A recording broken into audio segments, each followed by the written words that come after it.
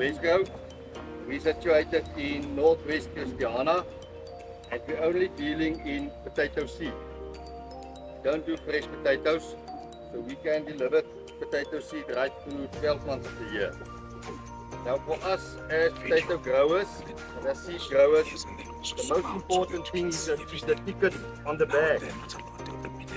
Because the tickets will tell you what variety it is, what generation it is, and when the block was harvested and when it was peeled off. So if you buy a bag of potatoes, if it's sprouted, like these seeds, they start growing. It is not seed, it's just a potato who starts growing. So these seeds, we draw samples on the field and take it to the laboratory. They test it for virus, they test it for soil-borne diseases. Because you can't plant potatoes every year on the same piece of land. You need to rotate it, so you can come after 4 years back that same road, that same land that you plant. So the most important thing of the seed potato is it needs to be sprouted. If it's not sprouted, it will rot under the soil. And I'm so glad you guys are here, because your prep of your land is one of the most important things. You can't plant potatoes in grass like that, or where there's a lot of cloth. It needs to be an equal bed where you plant. And when you plant a potato, don't plant it that deep. Because remember, potato grows and it grows up and it makes its new tubers on top of it. So you plant it just as deep as that. And after it starts growing, you need to put some soil next to it for the plant to push all the new potatoes in there. So you plant a small potato like this. And it doesn't matter if you plant it like that or that, because the leaves will go to the sun. So you plant it underneath the soil, like this. You cover it up flat. When it starts growing, you just come and bring some more soil next to it. So now the potato got some places for the other potatoes that start growing in the bed. So you need to reach it a little bit. Okay, and that's what I can tell you about potatoes. It's not a difficult thing to plant, but imagine if you plant only one tuber and you get like 6 or 7 tubers that you can eat afterwards. It's not just one that will give you one. And if you plant this one, remember it starts growing. The moment it gets on top of the soil, it's making small tubers. While it's growing, that small tubers is growing bigger. And during the growing season, it will make more small tubers. So you'll get big tubers and small tubers out of this one tuber, not only small tubers. Okay, well, thank you. Well, thank you, sir. So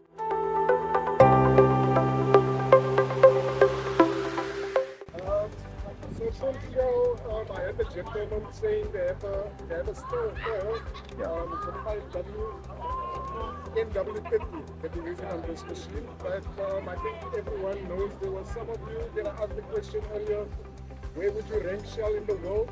So Shell has been #1 in the world for the past 19 years, each and every year, as lubricant. So our 10W oils that we would then suggest on equipment like this or any other farming equipment, but this one in particular, I have Hendrik from Tire Loops. They're around the Zanin area. He's an expert, so I'll give him to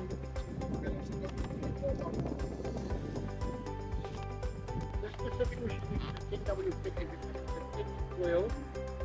In our range, it's called the Shell Helix Ultra. It's a synthetic oil that you can use. Longevity gives cleanliness to the engine. It also lets the engine, you won't just have a breakdown on the engine, it will keep it clean and going. So you won't suffer any unnecessary breakdowns. However, some of these machines also run on the 15W40. It's one of these that you can use as well. Should the engine have been done quite a few hours, then you can switch over to a mineral-based oil. It's cheaper and it also has a longevity for the motor as well. So basically, Shell has got a lubricant for any machine countrywide, whatever it is. lovely. And then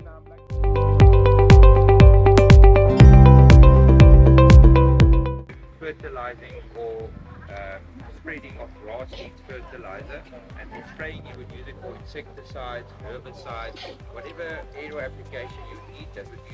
That's when you would use the drone. The drone can do a speed of 72 kilometers per hour. It can fly, if you do 30 liter per hectare application, you would spray around 2.6 hectares on a flight.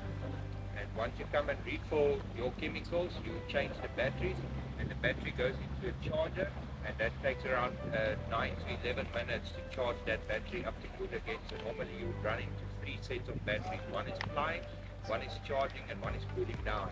And so you would cycle your batteries when you are next to the field. The drone has capability to take pictures of your field, to make a photo for you, to do your planning work. It can detect obstacles, power lines, pivots, everything that might be in the way. It will either stop or avoid those obstacles autonomously.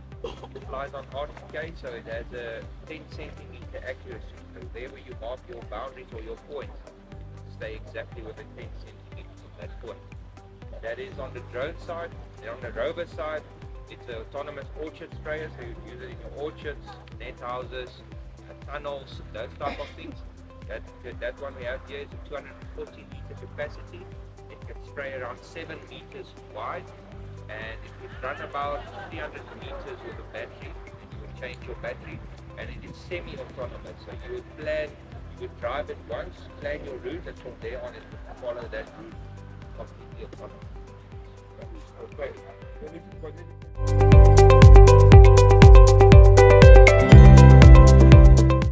bigger chippers or sawmills as well. So let's do a quick demonstration on this one quickly. Wendy will show you.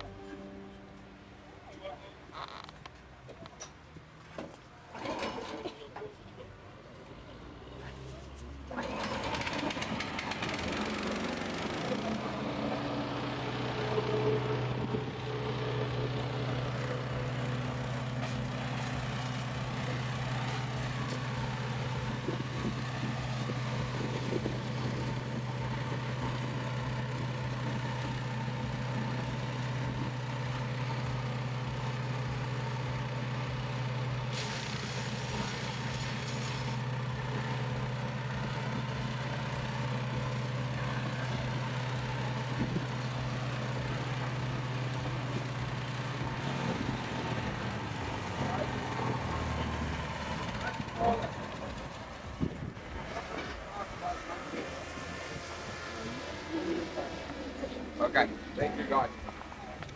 Our stand is D012. OD12.